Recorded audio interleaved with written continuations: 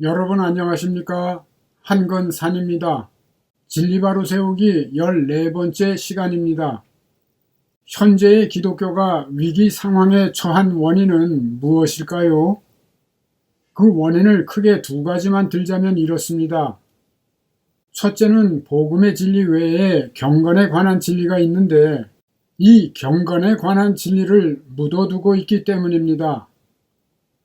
둘째는 부활과 재림에 관련된 진리는 너무나 중요한데요.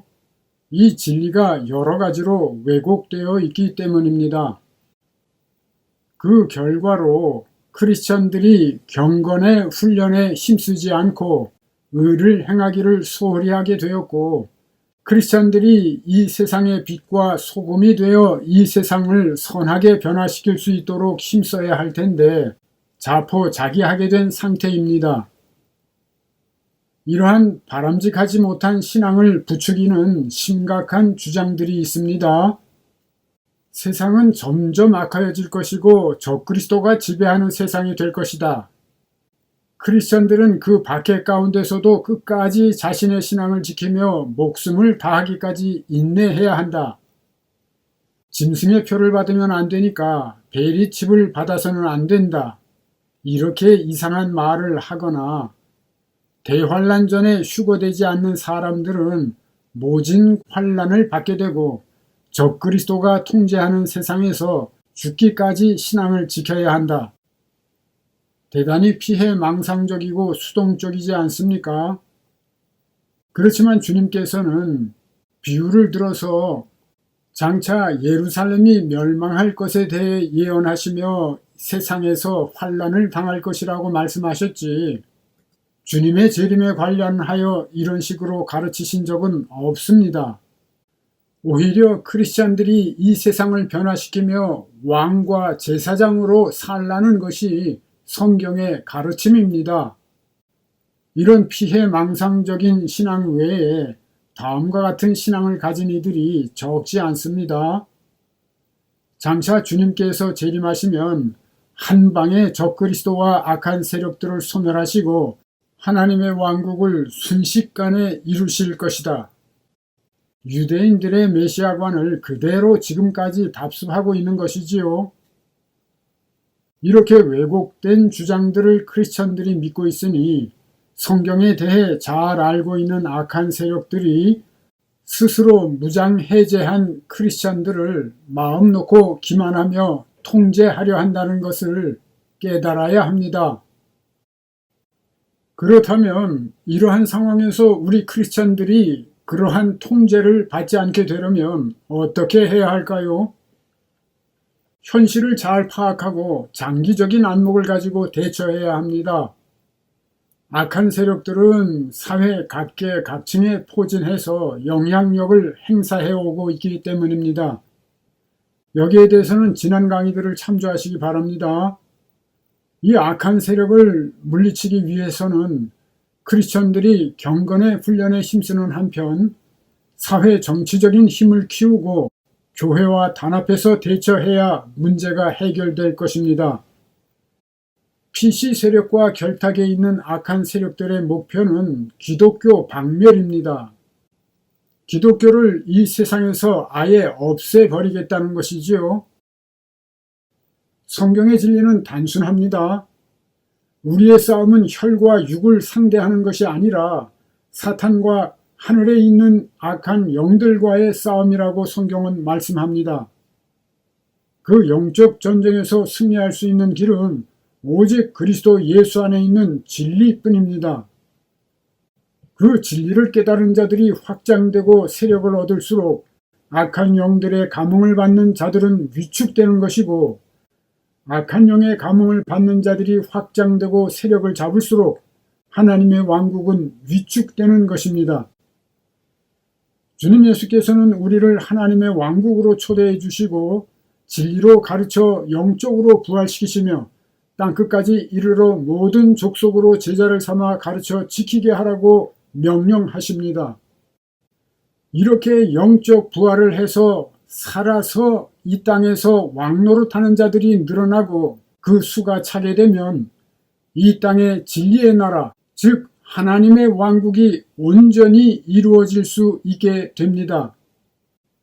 그리고 그때에 주님 예수께서 그 하나님의 왕국을 아버지 하나님께 드리기 위해서 오시는 것입니다. 주님 예수를 따라 이러한 하나님의 왕국을 확장하고 유지해야 하는 주체는 우리 크리스천들입니다. 역사를 주관하시는 분은 하나님이시지만 역사를 이루어가는 것은 우리 인간임을 인지해야 합니다. 하나님께서는 결국 그 뜻을 이루실 것이지만 우리 인간이 하나님의 가르침을 깨닫지 못하고 행하지 못한다면 악한 세력들이 힘을 얻게 되어 악한 세상이 길어질 수밖에 없게 됨을 명심해야 합니다.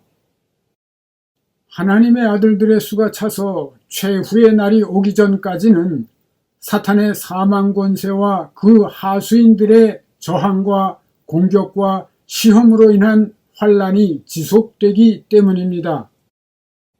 다음과 같은 말씀들을 왜곡하거나 두려워해서는 안 됩니다.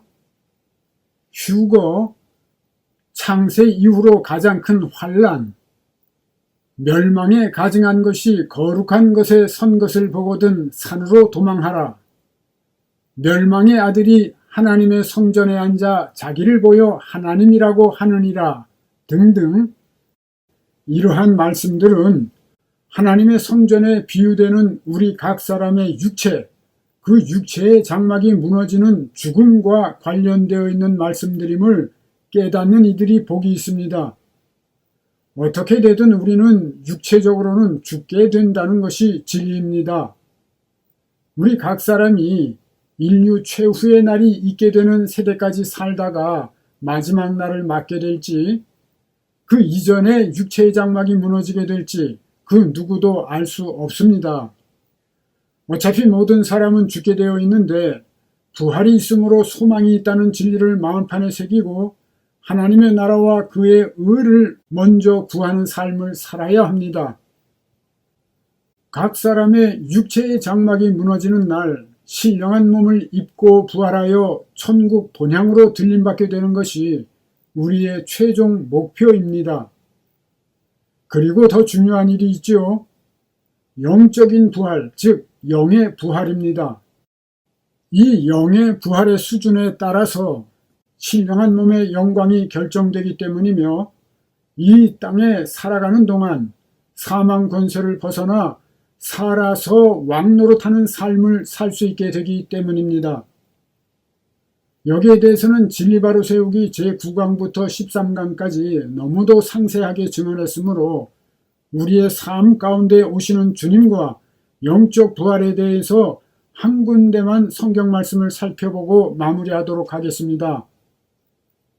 이 말씀을 앞에서 한 강의들과 연결하여 깨닫는 일은 여러분의 몫입니다. 성경은 다음과 같이 말씀합니다. 28절 말씀을 함께 보겠습니다. 자녀들아, 이제 그 안에 거하라.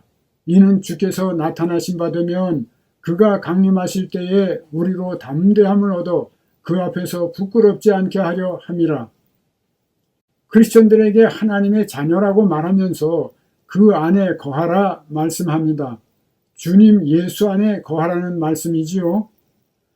이렇게 예수 안에 거해서 살면 주님께서 우리에게 나타내신 바가 된다고 말씀합니다.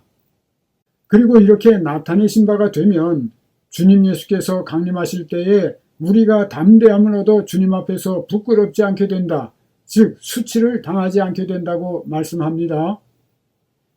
여기에서 주목해야 할 것은 주님 예수의 나타나심과 주님 예수의 강림을 각각 구분해서 말씀하고 있다는 점입니다. 그렇지만 나타나심과 강림이라는 말은 대부분 같은 뜻으로 사용됩니다. 그런데 이 말씀에서는 각각 다른 개념으로 사용되고 있다는 사실을 주목해야 합니다. 이 말씀에서 주님의 나타나심은 영적 부활과 관련되고 주님의 강림은 신령한 몸의 부활과 관련되어 있습니다. 이러한 차이점을 올바로 인식하지 못하면 영적인 부활과 신령한 몸의 부활에 대해서 올바로 인식할 수 없게 됩니다. 이제부터 집중해서 들으시기 바랍니다. 신약 성경에는 여러 곳에 주님 예수께서 나타나실 것이다, 주님 예수께서 강림하실 것이다, 오실 것이다, 임하실 것이다 등등으로 기록된 부분들이 많이 있습니다. 대부분의 크리스천들은 이러한 말씀들을 주님 예수께서 인류 최후의 날에 다시 오신다는 뜻으로만 치우쳐서 받아들입니다. 이렇게 생각하면 심각하게 왜곡된 재림신앙을 갖게 됩니다. 우리의 삶 가운데 오셔서 부활하게 하시는 주님을 소망하는 것이 아니라 세상 끝에만 오셔서 악한 자들을 단번에 멸하실 것이라고 믿는 이상한 재림신앙을 갖게 되는 것입니다. 예수 안에 거하면서 의를 행하고 주님 예수께서 강림하실 때에 점도 없고 흠도 없이 나타나기를 힘쓸 때에 우리의 삶 가운데 강림하셔서 부활시키시고 우리로 하여금 이 땅에서 왕노릇하게 하시는 주님을 소망해야 합니다. 다음의 말씀은 인류 최후의 날에 오실 주님 예수에 관한 말씀도 당연히 되지만 각 세대마다 오시는 주님에 관한 말씀이라는 진리를 받아들이시기 바랍니다. 너희의 온 영과 혼과 몸이 우리 주 그리스도께서 강림하실 때에 흠없게 보존되기를 원하노라, 이렇게 말씀하지요. 우리의 영과 혼과 몸이 흠없게 보존된다는 것은 무슨 뜻일까요? 죄를 짓지 않으며 정죄함을 받지 않게 된다는 뜻입니다. 정죄함을 받지 않는 삶에 대해서는 본강의 제5강 후편과 특강 3강 등을 참조하세요.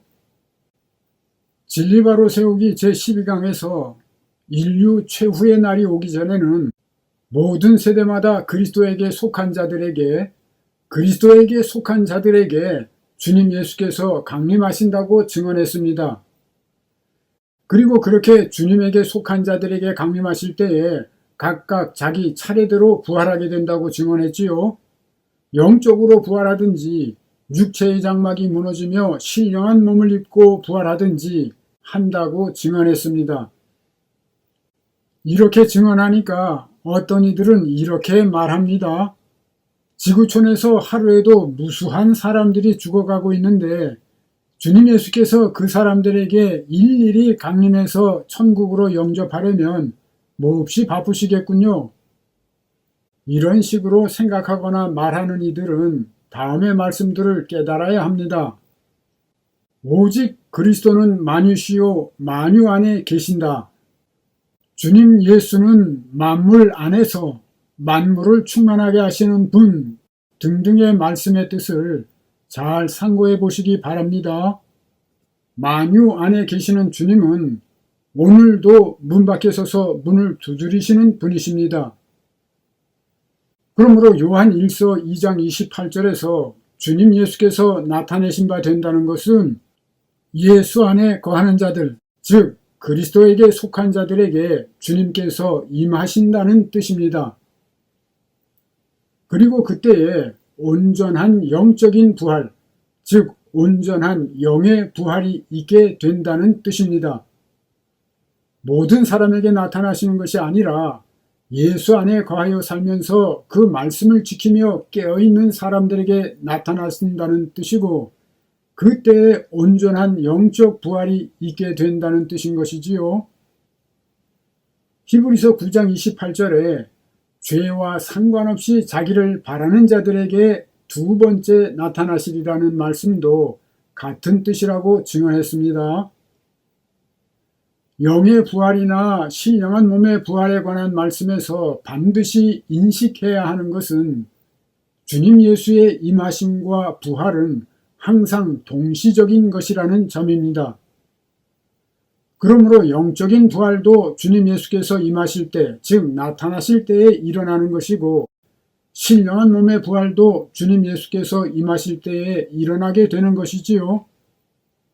둘 다 둘째 사망의 권세에서 벗어나게 된다는 점에서 결과적으로는 같다고 할 수 있습니다. 그러므로 바로 우리가 살아 생전에 주님 예수께서 임하시기를 간절히 바라며 살아가는 깨어있는 신앙인이 되어야 하는데 이것이 바로 올바른 재림신앙인 것입니다. 본강의 제14강과 제16강, 17강, 그리고 본강의 제13강에서 이와 같이 승천하신 주님 예수께서 실제로 이 땅에 오셔서 주님 예수께 속한 자들에게 두루 행하신 것과 부활시키시고 임마누엘 하시는 진리에 대해서 성경의 근거에서 상세하게 증언했으므로 깨달아지실 때까지 거듭 정독하시기를 축복합니다. 그 당시에 주님께서 제자들에게 오셔서 함께 하셨듯이 이제도 각 세대마다 주님께서 오셔서 두루 행하시며 백성들을 돌보시고 하나님의 백성들과 거처를 함께하고 계신다는 사실이 참된 진리입니다. 늘 예수 안에 거하며 주 앞에 점도 없고 흠도 없이 나타나기를 힘쓰며 아멘 주 예수여 오시옵소서 간절히 소망하는 이들에게 만왕의 왕이신 주님 예수께서 각자의 삶 속에 오셔서 부활시키시고 왕노릇하게 하시는 것입니다. 우리가 살아 생전에 이와 같이 주님을 맞이하게 되든지 우리 각자의 마지막 날 육체의 장막이 무너질 때에 주님을 맞이하게 되든지 또는 우리가 살아있는 동안 인류 최후의 날이 와서 주님 예수를 맞이하게 되든지 그 결과는 같은 것입니다. 이와 같이 각 세대마다 오시는 주님과 인류 최후의 날에 하나님의 왕국을 하나님 앞에 드리기 위해 오시는 주님을 겸하여 인식하지 못하면 재림신앙은 한쪽으로 치우치게 되고 악한 자들에게 휘둘리며 조롱당하게 되거나 헛된 삶을 살게 되거나 영원히 성경의 온전한 진리를 깨닫지 못하게 될 것입니다. 때가 될 때까지 모든 강의들을 거듭해서 정독하시며 항상 예수 안에 거하여 사시기를 축복합니다. 그래야 더 크고 깊은 온전한 진리를 이해할 수 있게 되기 때문입니다. 오늘은 여기까지 하겠습니다. 안녕히 계십시오. 한건산이었습니다. 감사합니다.